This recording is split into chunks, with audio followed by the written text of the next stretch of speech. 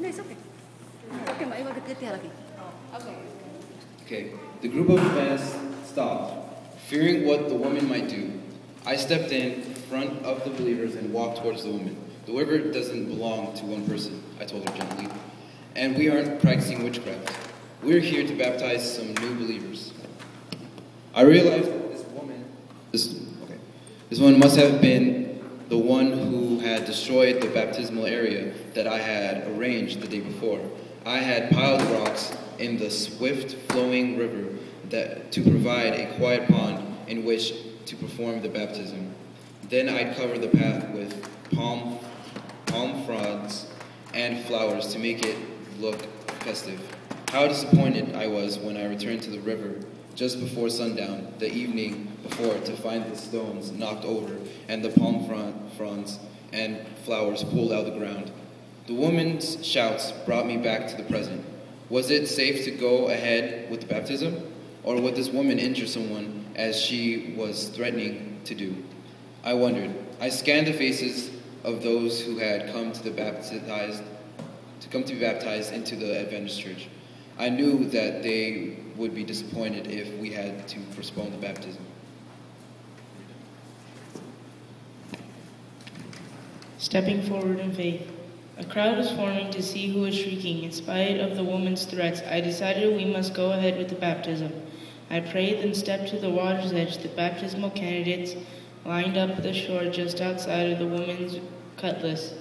The singing resumed as the woman continued shouting insults at us. Then she splashed into the water and raised the cutlass above her head. Once more I spoke to her. Your ancestors did not make this river, I said.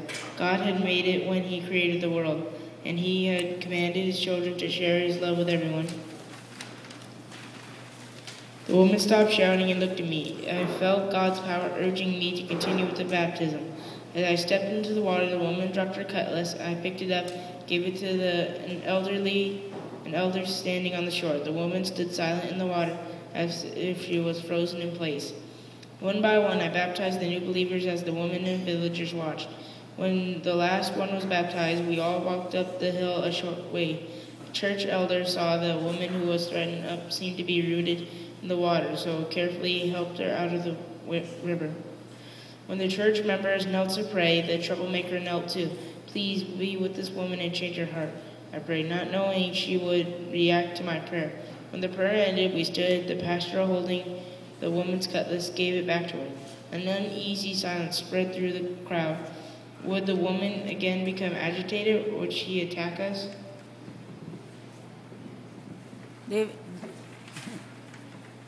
A surprising apology. Please forgive me for what I've done, she said quietly. Surprised at her response, I asked, may I visit you? Yes, she said. I learned that the woman was named Hada, a local elder, and I began visiting Hada, and soon she began attending the church. One day, not too long after we first met at the river, Hada walked into the same river to celebrate her own baptism. Hada didn't go alone that day. Others with whom she had shared her new faith walked with her. They too wanted to join God's family by baptism. Hada had found God's love and shared it freely with everyone she met. The church in that little village has grown to be more than 40 members. They have shared God's love with people in a nearby village, where now another company has been started.